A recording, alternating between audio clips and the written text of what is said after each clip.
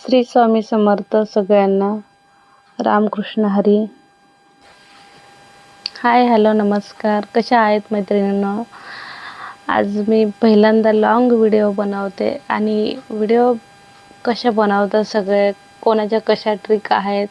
पण एक न्यूबॉर्न आई असेल किंवा छोटं बाळ असेल, 2-3 वर्षापर्यंत असेल, त्यांना अक्षरशः दिवसभरामध्ये मला तर माझा अनुभव सांगते मी तुम्हाला. जास्त तर दुसऱ्यांपेक्षा आपल्याला स्वतःबद्दल जास्त माहिती असते.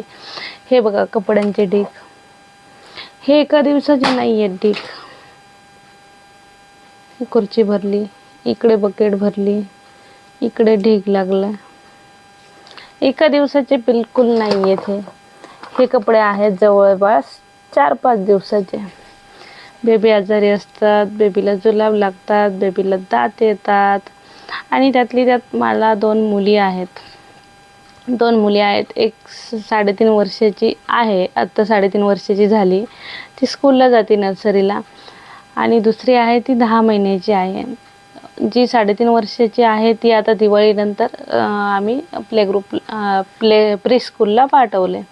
तर तिला अक्षरशः उठणं, आवरणं, सगळ्या गोष्टी करणं, तिला मनवायला लागतं, मांडीवर घ्यायला लागतं, उठवायला लागतं. ब्रश करायला नको करतात. मग सवय अशीच लागली तर अशीच लागून जाती. मग शी, कपडे घाला, आंघोळ करा, मग काय खायला द्यायचं, पूर्ण तयार करा. थंडीचे दिवस तर सॉक्स, युनिफॉर्म, पॅन्ट, आतमध्ये टी शर्ट, नाही तर वरून स्वेटर, पाणी बॉटल प्लस टिफिन बनवायचा. आणि छोट्या बेबीला तर घ्यायला कोणच नसतं.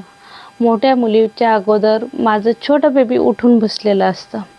अक्षरशः तिला कडेवर घेऊन हिचं पाणी गरम करणं, हिला ब्रश देणं, हिची शी धुणं, हिची आंघोळ घालणं, टॉवेलनं पुसणं, टिफिन बनवणं, पाणी प्यायला देणं, सकाळी सकाळी काजू बदाम काय जे खाती ते देणं तिला. आणि अक्षरशः म्हणजे सगळ्या गोष्टी, टिफिन बॅग भरणं, या गोष्टींमध्ये अक्षरशः 3.5 वर्षाची मुलगी माझी ती दूर पडती. एकटीच असेल, एकच बेबी असेल किंवा कोणीतरी सांभाळायला असेल तर वेगळा भाग पडतो. तसं मला की नाही, कंटिन्यू छोट्या बेबीला जवळ घ्यायला लागतं आणि मग मोठ्या मुलीला असं ओरडायला लागतं, आवर पटकन, उशीर होतोय, बेबी उठतंय, बेबी झोपतंय. अशा गोष्टी जवळपास अक्षरशः मला पश्चाताप वाटतो ना रात्रीचा, हाडचीड केल्यासारखं वाटतं मला. अरे, मी 2च मिनटामध्ये माझ्या मुलीला, 3.5 वर्षाची मुलगी, तिला जरा ओरडली, सू करायला बसली, उठणार नाही लवकर, शी करायला बसली, उठणार नाही लवकर, आंघोळीला सुरुवात करणार नाही लवकर, सुरुवात केली तर थांबवणार नाही आहे, थांबवलं, ब्रश हातात घेतला, दुसरं काही टिफिनचं करायला जावा म्हणलं तर अक्षरशः ब्रश हातात घेऊन तशीच उभा राहत असती. आंघोळ घातली, इकडून तिकडून गुंडाळून आणलं इकडे आवरायला, तर अक्षरशः ती काय बोलत असती, कपडे घालू नको, मला असंच बसायचं. असंच बसलं, 15-15 मिनिट बसती. मग तिला आवरणं एवढं कठीण जातं ना, अक्षरशः काय सांगू तुम्हाला. मग तिला आवरायचं, आवरल्यानंतर हे कर, ते कर, ते कर, हे कर, बऱ्याच गोष्टी येतात. आता आईला सगळं माहिती आहे, बऱ्याच गोष्टी असतात. मग छोटं बाळ रडलं की मग हिला ओरडायचं. अक्षरशः मी तिला, मोठ्या मुलीला ओरडली की सॉरी बोलते, सॉरी बेबी, मी तुला ओरडती नाही का. मला असा पश्चाताप येतो ना. आणि खरा प्रसंगही असा असतो की तिला मग ओरडल्याशिवाय कळत नाही आहे. कारण प्रेमानं घेतलं तर ऐकत नाही आहे. 1-2 वेळा सांगायचं, मग ती रिलॅक्स शांत होणार आणि मग करणार नाही जे सांगाल ते. जे आपण सांगतोय ते कुठलीच गोष्ट करणार नाही आहे. आणि एक आई असती, आता बऱ्याच जणांचा विषय असतो की तुम्हाला होतात त्याच गोष्टी करायच्या, जे तुमच्याकडून होतंय तेच करायचं. तुम्ही गृहिणी आहात, तुम्ही मुलांची आई आहात, तर तुम्ही तेच कंटिन्यू करा. तुम्ही दुसऱ्या गोष्टी करू नका. घरामध्ये आपण सासरी नांदायला आलेला असतो, नवरा तर हा अगोदरच कमवत असतो, आपण अगोदर कमवत असतो. तरी पण गृहिणी बनलो, लग्न झालं की घरातली जबाबदारी आपल्यावर असते आणि आपण घर आणि बाहेर दोन्ही जबाबदाऱ्या पार पाडू शकत नाही आहेत. मेंटल हेल्थ आपली राहील का? आपल्याला एवढं कोणी सपोर्ट करणार आहे का? आपण बाहेर जॉबला जाणार, घरात आपल्याला टिफिन कोणी देणार आहे का, बनवायचं आहे, मग घरातले कामं करायचे आहेत, मग ऑफिसला जायचं, ऑफिसवरून घरी आल्यावर भाज्या आणायच्या, निवडायच्या, कपडे, हे सगळ्या भानगडीमध्ये गुंतलं जातो. आणि जेवढा ताणतणाव येणार आहे ना तेवढं पेमेंट नाही भेटणार आहे आपल्याला. तो मोठा प्रश्न आहे. आज भले जाऊ देत, जर आईला बाळ नसेल तर तेही करल ती, पण ज्या आईला बाळ आहे, एक एक बाळ नाही, 2-2 बाळ आहे, 3-3 बाळ आहे, त्यांनी काय करायचं. तर याच कारणामुळे मी यूट्यूब चालू केलेलं आहे. माझं स्वप्न आहे. मला कित्येक वेळा रोकटोक केली जाते, तू कमवत नाही असं विचारलं जातं. मी कमवत नाही आहे म्हणून समोरच्या व्यक्तीचं पेमेंट मी विचारू शकत नाही आहे, किंवा पेमेंट जरी सांगितलं तरी कुठे किती संपवले आणि का संपवले आणि माझ्यासाठी का पैसे ठेवले नाही म्हणून मी हा प्रश्न विचारू शकत नाही. सहज जरी बोललं तरी मला त्याचं उत्तर मिळणं शक्य नाही आहे, कारण कोणी बांधील नाही आहे. ते ऑफिसला जातात, आपल्याला हिशोब द्यायला कोणी बांधील नाही आहे. आणि अशा गोष्टी आपण काढल्या तर त्याच्यामध्ये होतो वादविवाद. त्यामुळे आपण या गोष्टीमधून बाहेर लांब म्हणजे सुखानं राहण्याचा प्रयत्न करतो. म्हणजे कसं, किराणा घेऊन आले, भाजीपाला आणला, तेवढं खाल्लं, मुलांना बनवलं दिलं, आणि प्लस नवऱ्याला टिफिन. त्याच्या अलीकडे पलीकडं काहीच नाही ना. दिवाळीला साडी घेतली नवऱ्यानं, चालेल. संक्रांतीला घेतली, चालेल. हे नाही केलं, चालेल. ते नाही केलं, चालेल. मुलांना सांभाळतोय, हॉस्पिटलला घेऊन जातोय, बस त्यातच खुशी असते लग्नानंतर. खरी तर लग्न करताना मी तर खूप स्वप्न पाहिले होते. प्रत्येक मुलगी पाहते लग्नानंतरचं स्वप्न. मला तर असं वाटलं, यार मी लव्ह मॅरेज करते, मग लग्नानंतर मग प्रेग्नेन्सी राहिली, आनंद तर घरातल्यांना झालाच, खास करून माझ्या मिस्टरांना खूप आनंद झाला मी प्रेग्नेंट आहे. पण मला असं वाटलं की अरे चांगला आहे, म्हणजे नवरा लव्ह मॅरेज केले वगैरे, तर एवढी काळजी घेईल माझा नवरा, खूप स्वप्न पाहिले होते.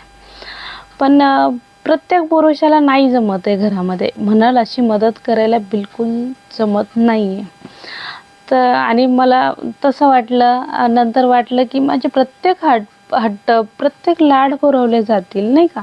नवरा चांगला बघितला, आपण लव्ह मॅरेज आहे आणि छान आहे ना ऑफिस वगैरे सगळ्या गोष्टी, तर मग असं आपले लाड होतील, आपण जे म्हणाल ते आपल्याला मिळून जाईल, असं मला वाटत होतं.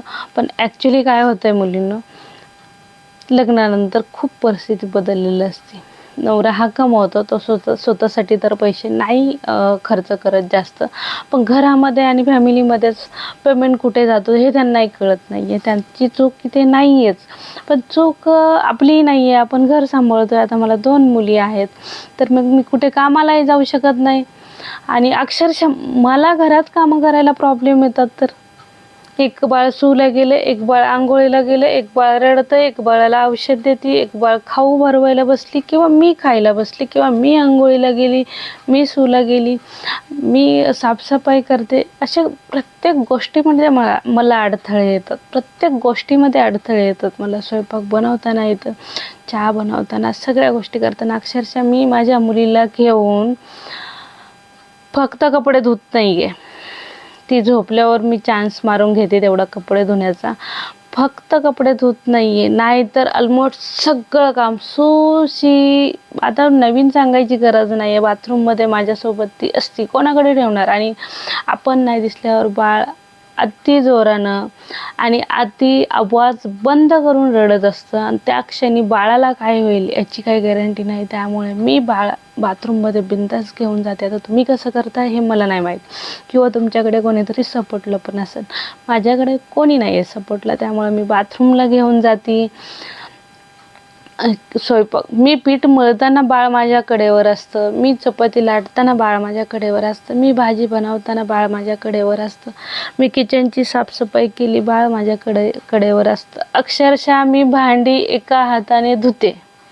आता तुम्ही म्हणाल मला की नाही का, काय वाढीव सांगती, ज्याला एक हात नाही आहेत ते कामं करत नाहीत का, त्यांना पण बेबी आहेत. हो आहेत ना, पण एक माणसाचं हे असतं, मला 2 हात आहेत आणि मला कोणीतरी आहे पण या टायमिंगला सपोर्ट करायला नाही आहे.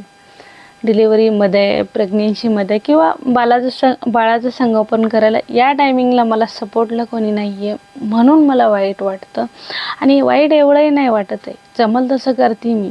कधी नवरा बिगर डब्याचा गेला नाही आहे, कधी माझी मुलगी बिगर डब्याची गेली नाही आहे स्कूलला, असं कधीच झालं नाही. किंवा एखाद दिवशी आम्ही उपाशी झोपलो आहे, असंही नाही झालेलं. काय सगळ्या गोष्टी मी एका हातानं मॅनेज करते. अक्षरशः पाणी भरणं, हंडा घासणं, बऱ्याच गोष्टी मी एका हातानं करते. अक्षरशः आजूबाजूवाले आहेत, आता त्यांच्याकडे जॉईंट फॅमिली आहेत, त्यांना वाटतं की अरे कमाल आहे, अशी सून पाहिजे. पण विषय इथे अवघड आहे. माझ्या सासूला वाटतं की अरे बाजूवाल्याची सून छान आहे, तशी मला सून पाहिजे होती यार, अशी मदत केली असती ना तिला मी आई ताट म्हणलं तरी दिलं असतं. इथंपर्यंत बोलायची तयारी आहे व्यक्तीची. आता काय करणार. आणि हे जे प्लॅटफॉर्म मी निवडला आहे, प्लीज मला सपोर्ट करा. सबस्क्राईब नसेल केलं तर करा प्लीज. एका आईला नाही, सगळ्यांनाच, ज्यांचे व्हिडिओ तुम्ही बघतात त्यांना सबस्क्राईब केल्याने तुमचं काही नुकसान होणार नाही. कारण माझे बाळ 2 आहेत, एक 3.5 वर्षाचं आणि एक 10 महिन्याचं आहे. आणि प्लस दिवसभर कामामध्ये गुंतलेली असते मी. आत्ता किती वाजलेत, मी तुम्हाला घड्याळ दाखवते किती वाजलेत. आता वाजलाय बरोबर 1:30 वाजलेत. बरोबर 1:30 वाजलेत आणि माझ्या मुली इथे झोपल्यात. एक इथे झोपली 10 महिन्याची आणि एक 3.5 वर्षाची इथे झोपली. आणि मी रात्रीचे दोन्ही बाळाला झोपून, मला अक्षरशः आज लवकर झोपलेत माझे बाळ. 2-2:30ला झोपतात ते. खोटं बोलायची काहीच गरज नाही, कारण तुम्ही काही बघायला येणार नाही तर. आणि मी जरी रात्रभर जरी जागले तरी तुम्हाला सांभाळायला यायचं नाही आहे. पण विषय असा आहे की हे कामं मी रात्री करू शकते. आणि मला सक्सेस, जसं की मला यूट्यूबर बनायचं स्वप्न आहे, ते मी रात्री जागवून 1-2 तास एडिटिंग वगैरे, व्हिडिओ काढणं, सगळ्या गोष्टी करणं ह्या रात्री करू शकते. कारण बाळ झाल्यावर रात्र जागलेली मी, मांडीवर घेऊन बसलेली. आत्ता बाळ कुठेतरी थोडंफार झोपायला लागलं आहे. आत्ता 1-1:30ला झोपलं, 2ला, तर पहाटे 5-6 पर्यंत आरामशीर ते छान झोपतं. आणि नंतर पण 9-10 पर्यंत अधूनमधून उठतं, दूध पितं आणि झोपतं. तर मग असं मी निवडलं आहे की मी रात्रीचा दिवस करून मी माझ्या बाळाला सांभाळलं आहे, तर मग मी यूट्यूबचं काम का नाही करू शकत. करू शकते ना. तर मी प्रयत्न करते. आणि मला माहिती आहे यूट्यूब आणि सोशल मीडियाची एवढी पॉवर आहे ना, ती कशातच नाही आहे. कुठलीच आई मुलाला घेऊन अक्षरशः भांडी घासायला पण दुसऱ्याच्या घरी जाऊ शकत नाही. मग दुसऱ्या ठिकाणी तर तिला कुठेच अलाउड नाही आहे. दूध पाजणारी आई बाळाला घेऊन जाईल. किंवा कित्येक ठिकाणी मोठे बाळ पण नाही चालत आहे, तुमच्या घरी ठेवा बोलते. लॉक लावून आई कामाला जातात अक्षरशः. कित्येक ठिकाणी स्वयंपाकाच्या कामाला म्हणू द्यात, कुठल्या कामाला म्हणू द्यात, 3-4 वर्षाचं बाळ आरामशीर लॉक लावून, मोबाईल ठेवून किंवा खिडकी उघडी ठेवून, TV लावून अक्षरशः काम करतात पार्ट टाईम. पण ते शक्य नाही आहे. मला त्या गोष्टीला सपोर्ट मिळणार नाही, कारण माझ्या घरातलेच कामं होत नाही, तर मी बाहेर कुठे जाणार कामाला. म्हणून मी हा प्लॅटफॉर्म निवडला आहे. तर नक्की तुम्ही मला सपोर्ट करा, एका आईला म्हणून. का तर एका बाईचं घर माहेरही नसतं आणि सासरही नसतं. आणि नवरा हा तिचा कधीच परमनंट नसतो. कारण आज नवऱ्याला आपण चांगले वाटलं तर गोड बोलणार, आणि उद्या कुठली गोष्ट आपण चुकीची केली किंवा सरळ केली तरी नवरा बिनधास्त वाकडत न्यायला घाबरत नाही. कारण त्याला काही नांदायचं नाही. तो त्याच्या घरी आहे, तो त्याचा जॉब करतोय. आणि कुटुंब, फॅमिली ही आपला जॉब आहे. आणि मुलं पण आपला जॉब आहे. आणि आपलं चारित्र्य, कॅरेक्टर, सगळ्याच गोष्टी आपला जॉब आहे.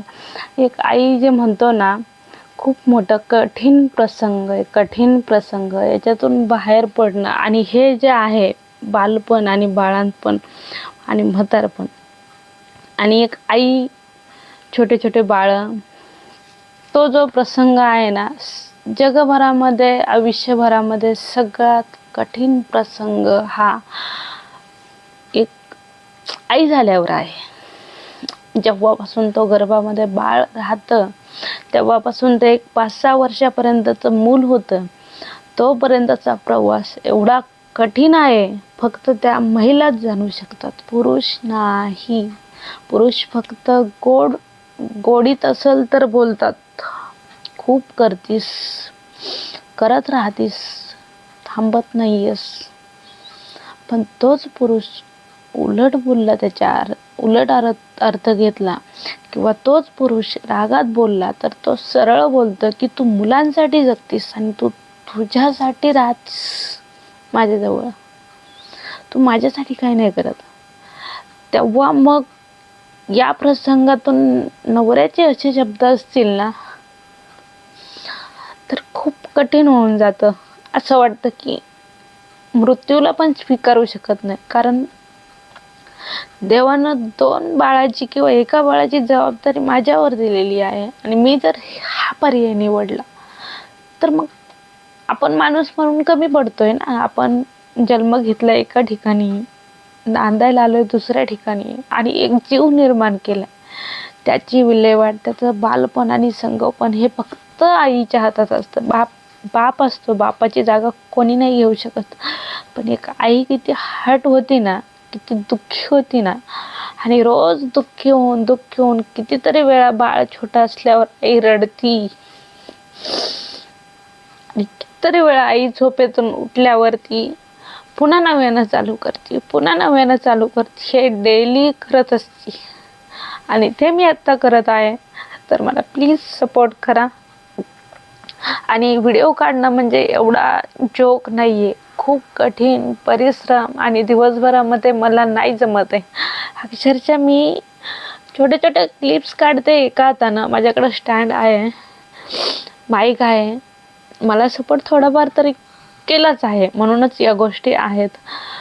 पण असं नाही का, म्हणजे कधी कधी मोबाईल स्टँडला मोबाईल लावणं कठीण जातं, आणि कधी कधी माईक जोडणं कठीण जातं, कारण बाळ असतं कडेवर, बाळ डायरेक्ट माईक ओढून घेतं आणि तोंडात घालतं. त्या ठिकाणी काय करणार आहे मी? या गोष्टींचं छोट्या छोट्या क्लिप्स काढल्या, आणि एडिटिंग करताना जर तो आवाज स्किप केला, बंद केला, जेव्हा मी छोट्या छोट्या क्लिप्स काढते तेव्हाच आवाज बंद केला. पण जेव्हा मी एकांतामध्ये बसती, कधी डायरेक्ट बोलती, कधी खूप गुंतवणूक असते याची, कामांची, लक्षात राहत नाही क्लिप्समध्ये काय चाललंय, आपण काय बोलतोय. तर कधी कधी लिहून घेते. अक्षरशः बेबी पान फाडतं, माईक ओढतं, आणि त्या क्लिप्समधला आवाज म्यूट केला, पूर्ण इग्नोर केला, झिरो करून टाकला. पण ऑडिओ जेव्हा जॉईन करते मी, तेव्हा बाळ काही ना काही बोलतं. माझे दुसरे व्हिडिओ छोटे छोटे आहेत, 30 सेकंद, 1 मिनिट असं जे आहेत, त्याच्यामध्ये मी पूर्ण आवाज पूर्ण बंद केला, नंतर आवाज दिलाय व्हिडिओला, तर त्याच्यामध्ये बाळ बोलतं. म्हणजे गोंधळ उडून जातो असा. म्हणजे एवढी सगळी मेहनत करून बाळ बोलतं. आता मला माहिती आहे माझं बाळ आहे म्हणून प्रत्येक गोष्टीमध्ये येणारच आहे, म्हणून मी रात्री अक्षरशः मी 4-4 वाजता झोपते. 4-4ला झोपते, आणि मला 6-6:30ला तर उठायलाच लागतं, कारण हळूहळू बाळ दूध प्यायला उठतं, बाळाकडे यायचं, दूध पाजायचं, परत कामाला जायचं. काम करताना लाईट लावायला लागतात, किचन म्हणलं की आवाज येतो, आणि खूप दूर नाही आहे, जवळच आहे, मध्ये फक्त भिंतच आहे, म्हणजे वनारकी आहे, मध्ये पूर्ण अर्धी भिंतच आहे.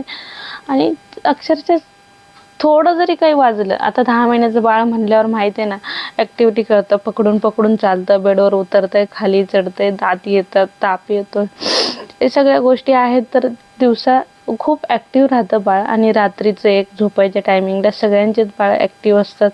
खूप धिंगाणा मस्ती करायची इच्छा असते त्यांची, दिवसभराचं खेळून घ्यायचं असतं त्यांना रात्रीचं. तर मग मी असंच करते, मग काय करणार शेवटी. तर मला सबस्क्राईब नसेल केलं तर करा. थँक्यू. इथंपर्यंत व्हिडिओ बघितला सगळ्यांचे आभार. बाय. भेटू आपण पुढच्या व्हिडिओमध्ये.